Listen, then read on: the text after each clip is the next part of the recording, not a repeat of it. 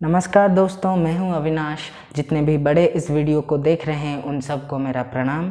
जितने भी छोटे इस वीडियो को देख रहे हैं, छोटे और मेरे मित्र इस वीडियो को देख रहे हैं, उन सबको ढेर सारा प्यार और सबको जय जगन्नाथ। आज के इस वीडियो में मैं आप सबको टेंस समझाने वाला हूं। I am going to transform tense into a no tense for you. आज से टेंस को लेकर आप सबको टेंस लेने की या फिर टेंशन लेने की कोई भी ज़रूरत नहीं।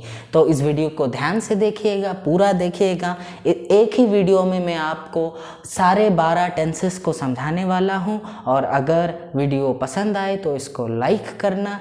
ऐसे ही नए नए वीडियोस के लिए, इंफॉर्मेटिव वीडियोस के लिए इस चैनल को, अविनाश क्लासेस को सब्सक्राइब करना। अपना फीडबैक कमेंट सेक्शन में ऐसे ही देते रहना। और आखिर में यही बोलूँगा, at the and I would say कि शेयरिंग इज़ केयरिंग, तो शेयर करना मत भूलिएगा, ठीक है। अब एक चीज़ मैं बोलना चाहूँगा पढ़ाने से पहले कि मेरा मकसद एक बहुत बड़ा मकसद है। मैं चाहता हूँ कि ज्ञान जैसे अब कभी भी पैसों का मोहताज है होके ना रह जाए, ठीक है। मेरा उद्देश्य ये है कि अगर भी एक विद्यार्थी के पास कोई भी जो ज्ञान पाना चाहता है, उसके पास अगर पैसा भी ना है तो फिर भी वो ज्ञान पा सके, ठीक है। तो अभी शुरू करते हैं वीडियो। तो आज हम डिस्कस करेंगे टेंस, ठीक है। इस वीडियो को देखने से पहले जिन्होंने भी मेरा वर्ब एंड इट्स टाइप्स वाला वीडियो नहीं देखा है, डिस्क्रिप्शन में उसका लिंक दिया हुआ है, पहले उसे जाकर देखिए। क्योंकि वर्ब अगर नहीं समझे, टाइप्स ऑफ वर्ब्स नहीं समझे हो आप, तो फिर टेंस भी आप नहीं समझ पाओगे, ठीक है। और जो नए हैं उनके लिए मैं वर्ब को पहले एक और बार डिस्कस कर रहा हूँ, तो ध्यान दीजिए। तो फर्स्ट थिंग, वर्ब क्या होता है याद रखिए। हमारे इंग्लिश ग्रामर में जो 8 टाइप्स के स्पीच हैं, ठीक है, उनमें से एक पार्ट ऑफ स्पीच है आपका वर्ब, ठीक है। ये एक पार्ट ऑफ स्पीच है।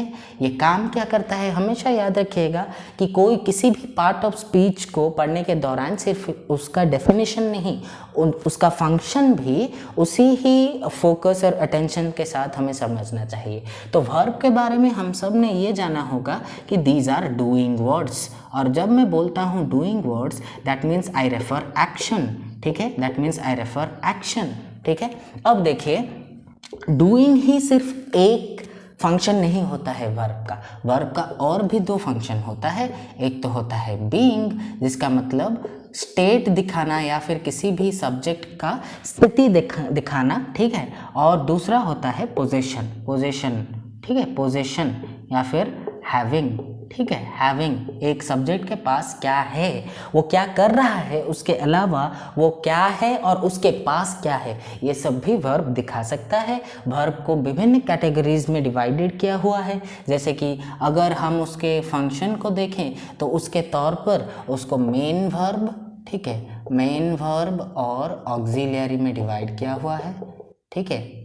अब ऑक्सिलरी भी 2 टाइप के होते हैं। एक तो प्राइमरी ऑक्सिलरीज होते हैं और दूसरा मॉडल ऑक्सिलरीज होते हैं, ठीक है। प्राइमरी ऑक्सिलरीज के अंडर आपका 3 टाइप्स का वर्ब आता है। एक तो बी फैमिली का वर्ब, मतलब इज, आम, आर, वॉज, वेयर, ठीक। उसी तरह आपका हैव फैमिली का वर्ब, मतलब हैज, हैव, हैड और हैविंग। यहाँ पर बी फैमिली में बीन, बीइंग भी आते हैं। और उसके बाद आया डू फैमिली का वर्ब, ठीक है। डू, डिड, डूइंग, ठीक है। ये हो गया आपका 3 टाइप का प्राइमरी ऑक्सिलरीज। फाइन। अब देखिए मॉडल ऑक्सिलरीज। देखिए मॉडल प्राइमरी ऑक्सिलरीज का काम है मेनली टेंस दिखाना। आगे हम पढ़ेंगे कि टेंस क्या होता है। प्राइमरी ऑक्सिलरी मेनली आपके मेन वर्ब का, जो भी आपका मुख्य वर्ब होता है, ठीक है, जो कि एक्शन, पोजीशन या फिर स्टेट दिखाता है, उसको सप्लीमेंट करता है, उसके टेंस के बारे में हमें आइडिया देता है। पर ये जो मॉडल ऑक्सिलरीज होते हैं, इनका टेंस के साथ कोई रिलेशन नहीं होता है। ये जो ऑक्सिलरीज होते हैं, ये जो हेल्पिंग वर्ब होते हैं, ये आपको मुख्यतः नेचर बताते हैं, ठीक है। नेचर बताते हैं, ठीक है। जैसे विल, वुड हो गया, ठीक है। Will, would, shall, should, can, could, may, might, must, need to, ought to, dare to, ठीक है। तो ये हो गया दो टाइप का वर्ब फंक्शन के हिसाब से। अब देखिए अगर आप ऑब्जेक्ट के तौर पर उसको डिवाइड कर रहे हैं तो फिर वो होगा ट्रांजिटिव और इंट्रांजिटिव वर्ब, ठीक है। अब ऑब्जेक्ट क्या होता है, याद रखिए कि हर एक वर्ब को रिसीव करने वाला कोई वर्ड होता है। जैसे मैं अगर लिखूं कि आई टीच इंग्लिश, तो यहाँ पर देखिए मेरा मेन वर्ब है टीच, ठीक है, मेरा मेन वर्ब है टीच, और इस वर्ब को रिसीव कौन कर रहा है, इंग्लिश रिसीव कर रहा है। आपको ऑब्जेक्ट अगर पहचानना है तो फिर कैसे पहचानिएगा ना, टीच आपके वर्ब के बाद आप व्हाट या फिर होम लगा लीजिए, ठीक है। I teach what, I teach English, तो इंग्लिश हो गया मेरा ऑब्जेक्ट। अब देखिए अगर एक वर्ब का ऑब्जेक्ट है तो फिर हम उसे ट्रांजिटिव वर्ब बोलेंगे, और अगर एक वर्ब का ऑब्जेक्ट नहीं है, मान लीजिए बर्ड्स फ्लाई, ये अपने आप में ही एक स्टेटमेंट है, एक सेंटेंस है। अब देखिए इस वर्ब का, फ्लाई का कोई भी ऑब्जेक्ट नहीं है, तो फिर फ्लाई इधर हो गया इंट्रांजिटिव वर्ब। आगे के वीडियोस में मैं डिटेल्ड में कि हर एक वर्ब क्या क्या होता है, उसके फंक्शन क्या होते हैं समझाऊंगा, लेकिन इस वीडियो में हम एक बेसिक आइडिया डेवलप करेंगे, एक ओवरव्यू डेवलप करेंगे, एक बेस क्रिएट करेंगे, जिससे कि करीबन हमारा पूरा वर्ब और टेंस का आइडिया, बेसिक आइडिया क्लियर हो जाएगा। एक बार बेसिक आइडिया क्लियर हो जाए तो फिर हमको रिलेट करने में बहुत आसान होता है, ठीक है। तो ये गया ट्रांजिटिव और इंट्रांजिटिव। फिर आया फाइनाइट और नॉन फाइनाइट, ठीक है, फाइनाइट और नॉन फाइनाइट। अब क्या होता है फाइनाइट और नॉन फाइनाइट, मान लीजिए कि एक स्टेटमेंट का, अब आपको पता ही होगा कि एक स्टेटमेंट का एक पर्सन होता है और एक नंबर होता है।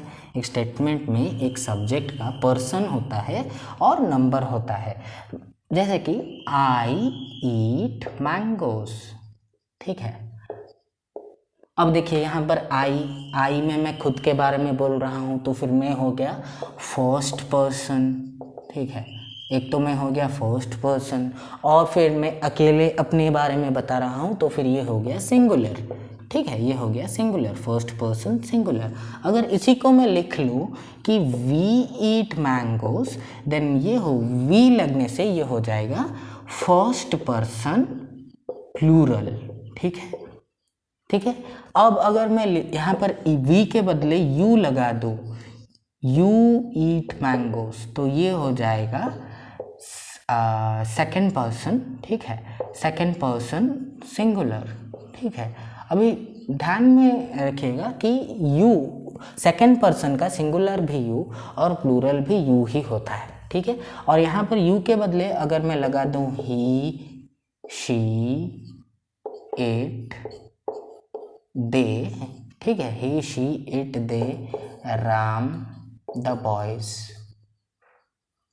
अब देखिए यहाँ पर ही, शी, इट अगर लगा रहे हैं तो ये होगा ही ईट्स, ये हुआ आपका थर्ड पर्सन सिंगुलर, ठीक है। अगर दे लगा रहे हैं या फिर द बॉयज लगा रहे हैं तो वो हो जाएगा it, eat, they eat mangoes, the boys eat mangoes, ये हुआ आपका थर्ड पर्सन प्लूरल, ये भी हुआ आपका थर्ड पर्सन प्लूरल, ठीक है। और अगर मैं राम यूज़ करूँ तो राम भी ईट्स ही लेगा, राम ईट्स मैंगोज, ठीक है। तो राम हुआ क्या, थर्ड पर्सन सिंगुलर। अब आप देख पाएंगे कि अलग अलग जगहों पे पर्सन और नंबर के ऊपर, पर्सन और नंबर पर डिपेंड करके इस वर्ब का फॉर्म चेंज होता है। कहीं ये ईट हो जाता है, कहीं ये ईट्स हो जाता है, और वैसे ही यहाँ पर आप देख पाएंगे कि ये सिंपल प्रेजेंट में है, ठीक है। आई ईट मैंगोज ये सिंपल प्रेजेंट में है। अगर ये सिंपल पास्ट हो जाएगा तो ये हो जाएगा आई एट मैंगोज। अगर ये सिंपल फ्यूचर आपको करना है तो ये हो जाएगा आई विल या फिर शाल, ठीक है, विल या फिर शाल ईट मैंगोज, ठीक है। अभी बोलने का मतलब यह है कि टेंस या फिर पर्सन या फिर नंबर चेंज होने से इस वर्ब का इस वर्ब का फॉर्म भी चेंज होता है। इसका मतलब हर एक टाइप के पर्सन या फिर नंबर के लिए इसका एक निर्दिष्ट फॉर्मेट है, एक डेफिनाइट फॉर्मेट है। तो फिर this verb is finite to specific person and number, ठीक है। तो इसीलिए इस टाइप के वर्ब को हम बोलेंगे फाइनाइट वर्ब, ठीक है। तो फिर अब आप पूछेंगे कि सर नॉन फाइनाइट क्या होता है। अब देखिए, अगर मैं यहाँ पर लिखूँ कि swimming is my favourite hobby, okay, swimming is my favourite hobby.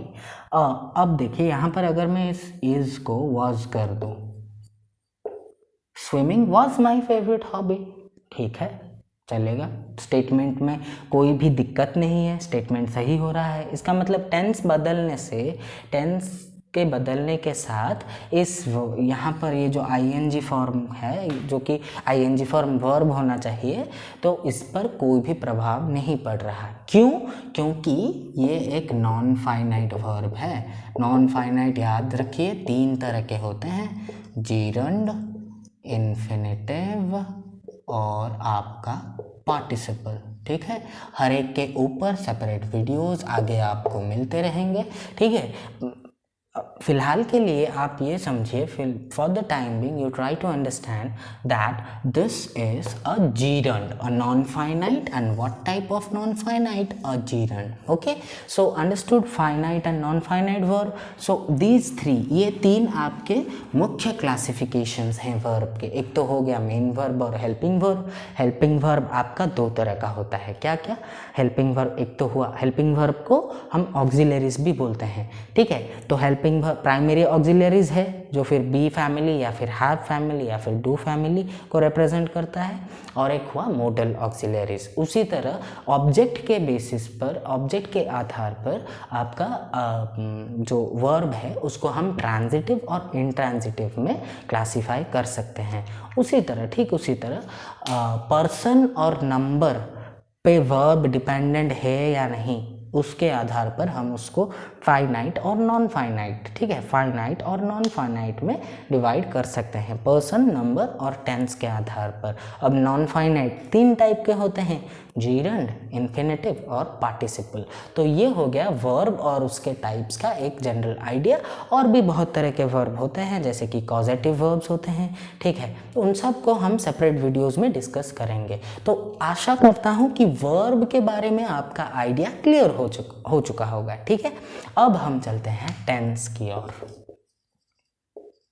So tense क्या है उसको समझने से पहले मैं आपको एक एग्जाम्पल देना चाहता हूँ। मान लीजिए मेरा नाम है क्या, मेरा आइडेंटिटी क्या है, मेरा नाम, ठीक है। My name is my identity, people would refer to me by my name, okay.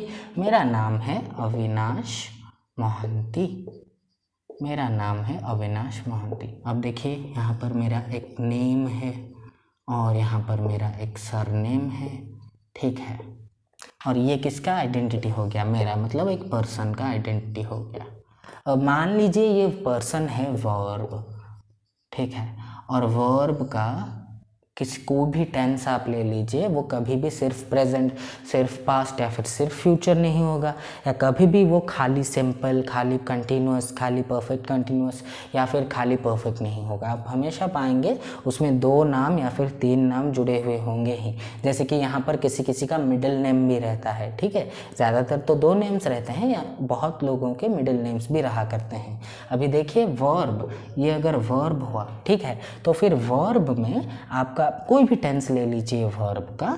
Suppose मैं प्रेजेंट परफेक्ट लेता हूँ, ठीक है, प्रेजेंट परफेक्ट। तो जैसे एक व्यक्ति को हम रेफ़र करते हैं या फिर हम पहचानते हैं उसके नाम से, पूरे नाम से, वैसे ही याद रखिए tense is the identity card of a verb.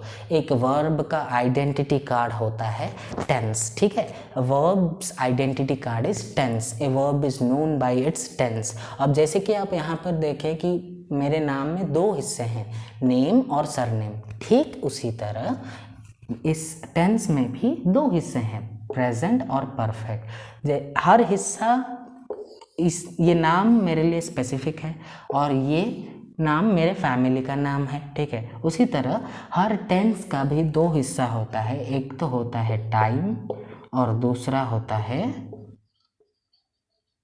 Work status, ठीक है। इसको हम बोलेंगे वर्क स्टेटस, ठीक है। अब क्या है वर्क स्टेटस? अब आते हैं मुद्दे पे।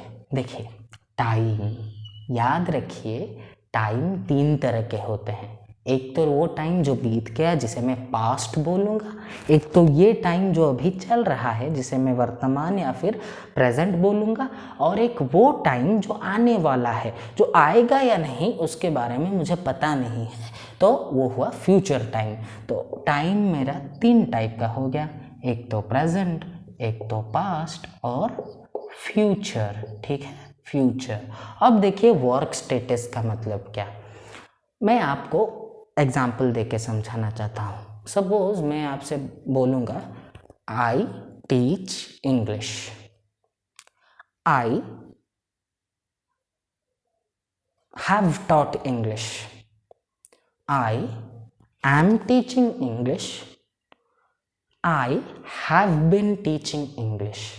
अभी जब मैं बोल रहा हूँ कि आई टीच इंग्लिश, तो उससे ये तो पता लग रहा है कि मैं इंग्लिश पढ़ाता हूँ, ओके, पर इससे ये पता नहीं लग रहा कि मैं पढ़ाने के प्रोसेस में हूँ या फिर पढ़ा चुका हूँ, ठीक है, या फिर पढ़ाते आ रहा हूँ। तो जब आपको टेंस से ये मालूम ना पड़े कि वर्क कितना ख़त्म हुआ, वर्क हुआ कि नहीं, तो तब हम बोलेंगे कि वो टेंस इंडेफिनाइट है। और वर्क स्टेटस उसी हिसाब से 2 टाइप्स के होते हैं। टेंस का किसी भी टाइम के साथ एक वर्क स्टेटस तो ऐसा होता है जिससे हमें कुछ पता नहीं लग पाता, जैसे आई टीच इंग्लिश से कि वर्क कितना कंप्लीट हुआ है, ठीक है, तो उसको हम बोलते हैं इंडेफिनाइट, ठीक है, इंडेफिनाइट या फिर सिंपल, ठीक है, इंडेफिनाइट या फिर सिंपल। और दूसरा होता है जिससे हमें पता लगता है, जैसे कि मैं जब बोल रहा हूँ आई एम टीचिंग इंग्लिश, तो जब मैं आई एम टीचिंग इंग्लिश बोल रहा हूँ तो ये पता लग रहा है कि मैं इंग्लिश पढ़ा रहा हूँ, मैं वर्तमान के समय में इंग्लिश पढ़ा रहा हूँ। या फिर मैं अगर बोलूँ आई वॉज टीचिंग इंग्लिश, तो पता लग रहा है कि भूतकाल में, पास्ट में, एक समय में मैं इंग्लिश पढ़ा रहा था, ठीक है, आई वॉज टीचिंग इंग्लिश। या फिर मैं बोलूँ आई विल बी टीचिंग इंग्लिश, तो ये मालूम पड़ता है कि भविष्य में, फ्यूचर में मैं इंग्लिश पढ़ा रहा हूँगा, ठीक है। तो फिर वर्क स्टेटस एक तो होता है इंडेफिनाइट और दूसरा होता है डेफिनाइट। डेफिनाइट में हमें पता लग पाता है कि या तो काम चल रहा है या फिर काम ख़त्म हुआ है या फिर काम चलते आ रहा है, और उसी हिसाब से हम उसको 3 टाइप में डिवाइड करेंगे। क्या क्या ना, एक तो हो गया आपका कंटिन्यूअस, ठीक है, कंटिन्यूअस। अब कंटिन्यूअस को प्रोग्रेसिव भी बोलते हैं, इसलिए आपने देखा होगा कि प्रेजेंट कंटिन्यूअस को प्रेजेंट प्रोग्रेसिव भी बोलते हैं, पास्ट कंटिन्यूअस को पास्ट प्रोग्रेसिव भी बोलते हैं, और फ्यूचर कंटिन्यूअस को फ्यूचर प्रोग्रेसिव भी बोला जाता है, ठीक है दोस्तों। फिर आया परफेक्ट, परफेक्ट, ठीक है, परफेक्ट, जब आपका काम ख़त्म हो चुका है। For example I have taught English, इसका मतलब वर्तमान में, ठीक है, वर्तमान में मैंने इंग्लिश अभी ही पढ़ाया है। या फिर I had taught English, okay, भूतकाल में, पास्ट में मैं इंग्लिश पढ़ा चुका था। या फिर आई विल हैव टॉट और आई शैल हैव टॉट इंग्लिश, भविष्य में, फ्यूचर में, एक टाइम रेफरेंस में मैं इंग्लिश पढ़ा चुका हूँगा, ठीक है। तो ये हो गया परफेक्ट। अब देखिए परफेक्ट कंटिन्यूअस, ये जो वर्क स्टेटस है या फिर ये जो टेंस है, ये बहुत को कंफ्यूजन में डालता है कि परफेक्ट कंटिन्यूअस भैया क्या होता है। अब देखिए, अगर मैं बोलता हूँ आई एम टीचिंग इंग्लिश, तो प्रेजेंट में, प्रेजेंट टाइम में मैं अभी इंग्लिश पढ़ा रहा हूँ। अगर मैं बोलूँगा आई हैव टॉट इंग्लिश, तो फिर प्रेजेंट टाइम में मैं इंग्लिश पढ़ा चुका हूँ, रिसेंटली मैं इंग्लिश पढ़ा चुका हूँ। अब देखिए, आपके मन में ये आ रहा होगा कि भैया अगर इंग्लिश पढ़ा चुके हैं तो फिर वो तो पास्ट में हो गया, नहीं, डिफरेंस है।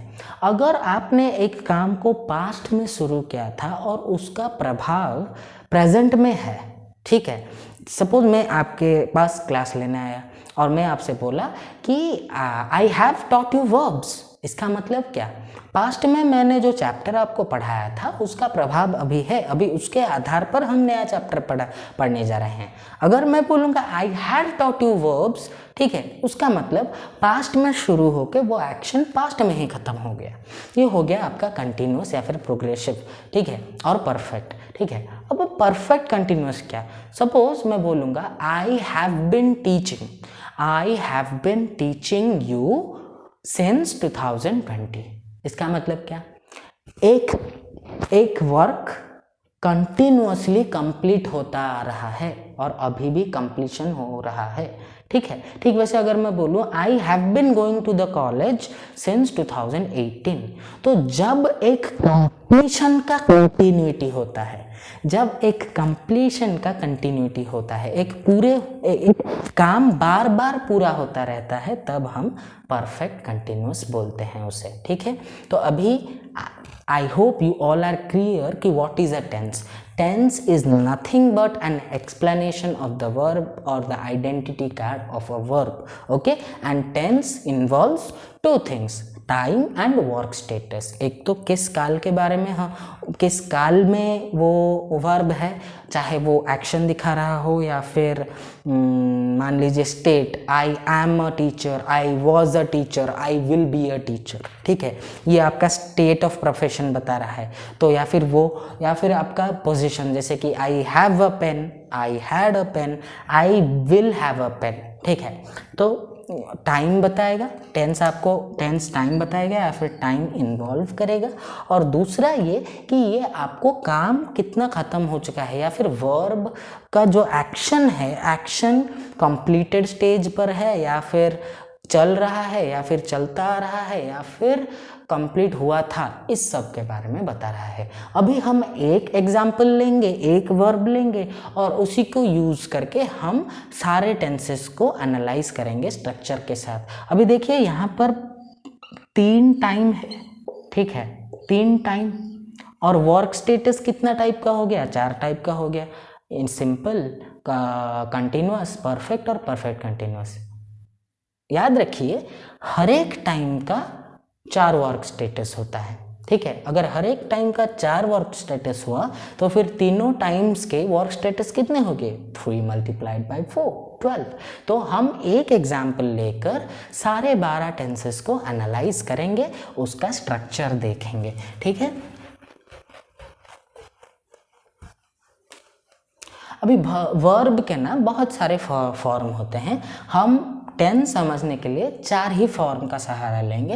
एक तो वर्ब है हमारा गो, ठीक है, अभी गो है उसका फर्स्ट फॉर्म, फिर आया वेंट, ठीक है, वेंट है सेकंड फॉर्म, फिर आया गॉन, गॉन हुआ आपका थर्ड फॉर्म, और फिर आया गोइंग, ठीक है, गोइंग हुआ आपका फोर्थ फॉर्म, या फिर इसे आप पास्ट पार्टिसिपल भी बोलते हैं और इसे आप वर्ब का आईएनजी फॉर्म भी बोलते हैं। तो हम इन चारों फॉर्म्स का व्यवहार करके, इन चारों फॉर्म्स का यूज़ करके हम समझेंगे 12 टेंसेस। तो आगे टाइम को लिख लेते हैं, ठीक है, ये हुआ हमारा प्रेजेंट, ये हुआ पास्ट और ये हुआ फ्यूचर, ठीक है, फ्यूचर, प्रेजेंट, पास्ट और फ्यूचर हो गया।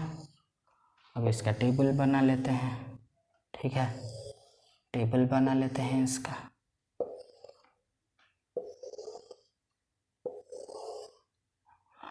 अब देखिए टाइम हो गया, अब वर्क स्टेटस को आते हैं। पहला तो है सिंपल, ठीक है, पहला आया हमारा सिंपल, फिर आपका कंटिन्यूअस, फिर हुआ परफेक्ट, ठीक है, और फिर हुआ आपका परफेक्ट कंटिन्यूअस, ठीक है, परफेक्ट कंटिन्यूअस, ओके। अब देखिए सिंपल प्रेजेंट, याद रखिए सिंपल प्रेजेंट में हमेशा वर्ब का, ठीक है, वर्ब का फर्स्ट फॉर्म यूज होगा, ठीक है। तो फिर आई गो टू कॉलेज हुआ, आई गो टू कॉलेज। अब जब सिंपल पास्ट हो जाएगा तो वहाँ पर हमेशा आपका वर्ब का सेकंड फॉर्म यूज होगा, मतलब आई वेंट टू कॉलेज। और जब फ्यूचर में आ जाएंगे तो फ्यूचर में फॉर्मूला हो जाएगा विल या फिर शैल और उसके साथ वर्ब का फर्स्ट फॉर्म, मतलब आई विल और शैल गो टू कॉलेज। ओके, फिर आया प्रेजेंट कंटिन्यूअस। याद रखिए प्रेजेंट कंटिन्यूअस में आपका helping verb primary auxiliary is, आम और आर के साथ वर्ब का फोर्थ फॉर्म मतलब आईएनजी फॉर्म रहेगा। तो फिर ये क्या हो जाएगा, अभी देखिए सब्जेक्ट क्या है आई, आई के पास कौन क्या बैठेगा, इज आम आर में से एम बैठेगा, ठीक है, आई एम। अब गो का फोर्थ फॉर्म क्या है, going, I am going to college. Okay, I am going to college. अभी जब ये पास्ट कंटिन्यूअस हो जाएगा, मतलब एक ऐसे एक्शन के बारे में आप बात कर रहे हैं जो कि पास्ट में कंटिन्यू हो रहा था, तो ये हो जाएगा, खाली एक ही चेंज है इसमें, यहाँ पर इज एम आर के जगह आप वॉज वेयर लगा लीजिए, वॉज वेयर और वर्ब का फोर्थ फॉर्म, मतलब I was going to college, I was going to college.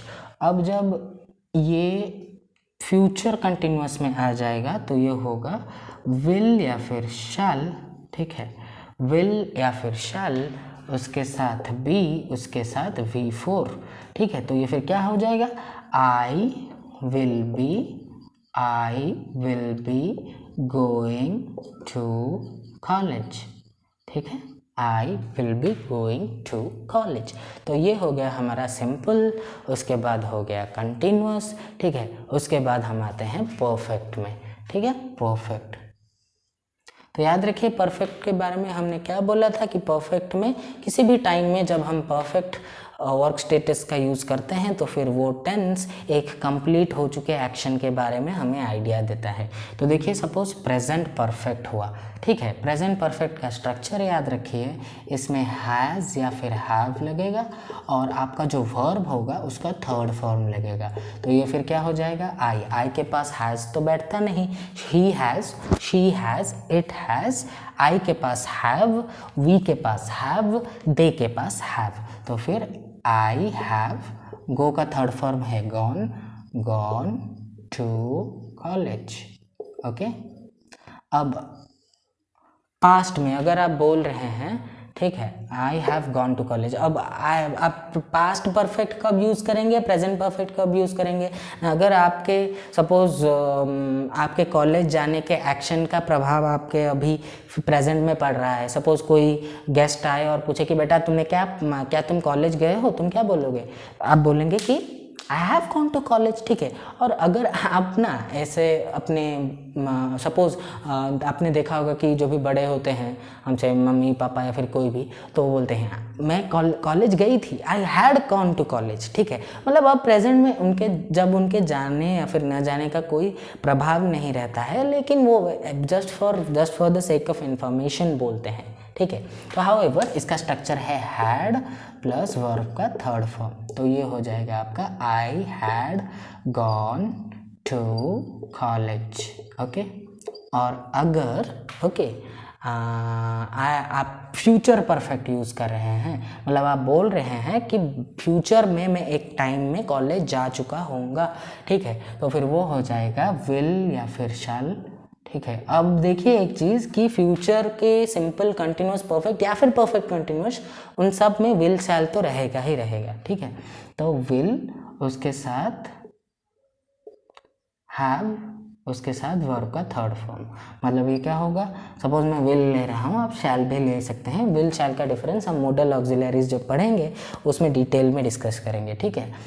I will have gone, ठीक है, विल शैल से विल लगा, शैल भी लग सकता है, हैव में से हैव हुआ, वर्ब का third form, will have gone to college, ठीक है। अब आइए परफेक्ट कंटिन्यूअस में, ठीक है। तो first thing present perfect continuous, ठीक है, प्रेजेंट परफेक्ट कंटिन्यूअस, इसका फॉर्म याद रखिए, या फिर तो हैज़ या फिर हैव, ठीक है, हैव, उसके साथ बीन लगेगा, बीन, ओके, और वर्ब का आपका फोर्थ फॉर्म, ठीक है, हैज़, हैव, बीन और वर्ब का फोर्थ फॉर्म। तो ये क्या हो जाएगा, ये हो जाएगा आपका आई हैव बीन लगाइए, वर्ब का फोर्थ फॉर्म लगाइए, गोइंग टू कॉलेज, ठीक है। फिर आया पास्ट, पास्ट में जैसे कि होता रहा है, हैज़ हैव के बदले आप हैड लगा लीजिए, हैड और बीन और वर्ब का फोर्थ फॉर्म, ठीक है, I had been going to college. अभी फ्यूचर के बारे में मैंने क्या बताया था कि फ्यूचर का कोई भी टाइप हो, simple future, future continuous, future perfect या फिर फ्यूचर का परफेक्ट कंटिन्यूअस, इसमें आपका विल शैल तो रहेगा ही रहेगा, ठीक है। उसके बाद इसमें हैव रहेगा, उसके बाद बीन रहेगा, उसके बाद वर्ब का फोर्थ फॉर्म, मतलब ये कुछ ऐसा हो जाएगा future perfect continuous, I will have से हैव रहा, have, I will have been going to college. अभी देखिए आप एक फ्यूचर में एक टाइम को रेफर कर रहे हैं जब आप कॉलेज जा रहे होंगे, ठीक है, I will have been going to college by 2025, ठीक है। तो ये हो गए आपके 12 टेंसेस, ईच में ईच का फॉर्मूला ऊपर लिखा हुआ है, उसके नीचे एग्जाम्पल लिखा हुआ है, ठीक है। आप चाहिएगा तो उसका स्क्रीनशॉट भी लेकर आप नोट बना सकते हैं, ठीक है। तो ये हो गया आपका वर्ब क्या होता है, वर्ब के बेसिक टाइप्स क्या होते हैं, टेंस और वर्ब में रिलेशन क्या है, ठीक है। उसके बाद टेंस कितने तरह के होते हैं, कौन से टेंस का वर्क क्या होता है, ठीक है, कौन से टाइम में कौन से वर्क स्टेटस का यूज़ क्या होता है, और किस पर्टिकुलर टेंस में present simple, present continuous, present perfect continuous, उसमें स्ट्रक्चर का फॉर्मूला क्या है और सेंटेंस कैसे बनाया जाता है, ठीक है। ये सब मैंने आपको समझाने की कोशिश की है, एक आधे घंटे के टाइम में पूरा वीडियो एक्सप्लेन करने का कोशिश किया है। अगर आपको मेरी टीचिंग अच्छी लग रही है, अगर आपको कॉन्फिडेंस आ रहा है, तो फिर मेरे चैनल को ज़रूर सब्सक्राइब कीजिए, लाइक करना मत भूलिएगा, कमेंट सेक्शन में अपना फीडबैक ज़रूर दीजिएगा, और आखिरकार यही बोलूँगा कि शेयरिंग इज़ केयरिंग, ठीक है। तो ज़रूर शेयर कीजिए। मेरा उद्देश्य, मेरा एम यही है कि पैसों की वजह से किसी भी बच्चे को, किसी भी छात्र को या फिर छात्री को अपने ज्ञान पाने में कोई भी दिक्कत ना हो, एक तो वो। दूसरी चीज़ ये कि आजकल के ज़माने में गार्डियन का इन्वॉल्वमेंट या तो नहीं होता या फिर नहीं हो पाता। बहुत सारे गार्डियन ऐसे होते हैं कि उनका एक इन्फीरियरिटी कॉम्प्लेक्स होता है कि अरे बाबा मुझे तो बच्चे के पढ़ाई के बारे में कुछ पता ही नहीं, तो हम उसमें घुसे ही क्यों, तो डायरेक्ट एक टीचर को अपॉइंट कर देते हैं कि सर आप देखिए। अब बिल्कुल कुछ नॉलेज ना होने से या फिर नॉलेज है पर कॉन्फिडेंस नहीं आ रहा है, उसके वजह से बहुत सारे गार्डियन भी प्रॉब्लम फेस करते हैं। तो या आप अपने जीवन के किसी भी स्तर पर हो, या तो आप स्कूल में पढ़ रहे हो, कॉलेज में, यूनिवर्सिटी में, कोई जॉब कर रहे हो, या तो किसी भी आप अपने जीवन के किसी भी चरण में हो, आपको ज्ञान होना आवश्यक है, ठीक है। और दूसरी चीज़ इंग्लिश आज के ज़माने में एक यूनिवर्सल लैंग्वेज में कन्वर्ट हो चुका है।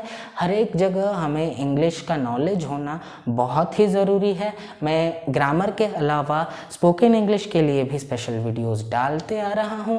मैं स्पोकन प्रोनाउंसिएशन पर मैंने जो वीडियो बनाया है, और वर्ब और उसके टाइप्स के ऊपर पहले वाला जो वीडियो बनाया है उसका भी लिंक दे दूँगा। हालाँकि वो वर्ब्स का वीडियो मैंने इंग्लिश और उड़िया में बनाया था, फिर भी आशा करता हूँ कि आप समझ पाएंगे, ठीक है। और नहीं भी समझे तो इस वीडियो में भी मैंने समझाने की कोशिश की है। आखिर में इतना बोलूँगा कि खुद पर से भरोसा कभी मत उठने देना। let nobody be the decider of your work, okay? Don't wait for anyone to clap for you, clap for yourself.